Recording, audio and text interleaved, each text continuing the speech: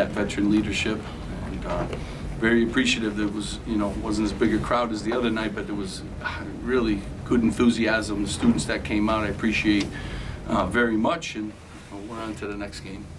Steve, I know you thought this team would be better offensively, but could you have envisioned 26 made three-pointers over 2 games, and what has led to this explosion? Yeah, I mean, I just, as these guys know, after the game, we never really talk about points. Like, our defense, and got to get better on that end of the floor. We have a lot of guys. We have good length.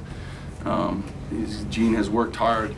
Gio's worked hard. Every guy that came back added something to his offense, and then these young guys can do some different things. So, we're pleased for that, but, we defend, and that's what we need to continue to work on. On the defense, what do you think is causing that slow start on that end of the floor? Well, I mean, I'm not going to nitpick here. We're 2-0. That's what we need to do, but, we need to be better on that end of the floor. Transition defense, individual defense. Sometimes when you score like that, you forget about what really matters in basketball, and that's being tough and rebounding and defending. The offense isn't going to be there every night. It's just the way it is. But things you can count on will be there every night. And we're going to continue to get better in those areas. Coach, what do you really see on offense that's leading to all those points, aside just from making the shots? That's a big part of it. That good ball goes in. They're really sharing the game, and these guys have multi-skills now. We have a lot of guys out there that can shoot, pass, and dribble. We have some inside guys. We have a couple rim protectors. But they've worked hard. I mean, I'm not proud, my staff, but these guys put the hours in. They're in the gym all the time. They've gotten better, and they've gotten stronger. They've gotten faster. They play well together, and the young guys have added some dimensions. Ron can shoot, and Tez can shoot, and Caleb can shoot, and Peter Kiss can shoot. So we've added some pieces, which helps in that area. Steve, how has Eugene gone from a guy who was 0 for 16 career three-pointers to 4 for 4 tonight? Yeah, I mean, I told you before the season started, I thought, he'd be the most improved player, and he's in the gym. And both these guys are, and they're good leaders, too. They run the huddles. They do a good job with the young guys. So it's not just about shots going in. He put that time in this summer. It's about he's getting better with his post moves. He's getting better around the basket. He continues to take charges at the highest level of probably any player in our league. So he does a lot of great things for us, but he's a worker. He's got a great motor.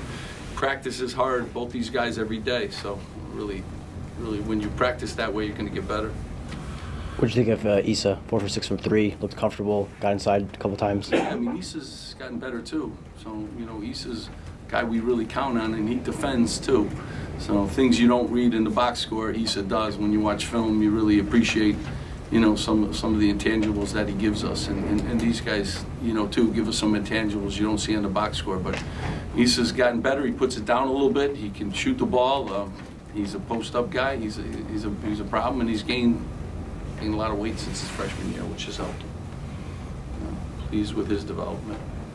Steve, a philosophical question. What are your thoughts on plus-minus being added to box scores? Yeah, it's a W, and it's, I don't really think they're a fair evaluation at all. I mean, it's just another thing for you guys to talk about. So it's great. It's great for you.